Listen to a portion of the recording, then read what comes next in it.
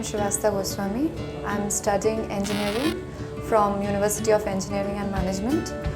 Here I came to do a Python course and I came to know it from my friends. Actually I came here to do the basic Python course and Who was your faculty? my faculty was Preeti Sardar. Okay. Did you enjoy your course session? Yes, I enjoyed my course session. And which part was most interesting to you? Actually, I enjoyed all the part, but the most interesting part was the class object thing and the packages. Python has many packages other than other languages.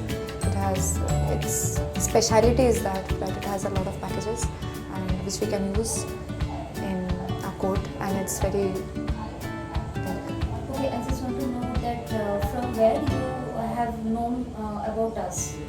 I came to know this from my friends, and my college seniors.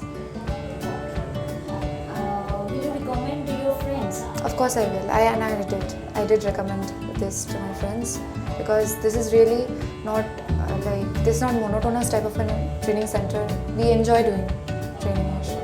Okay, thank you. Welcome.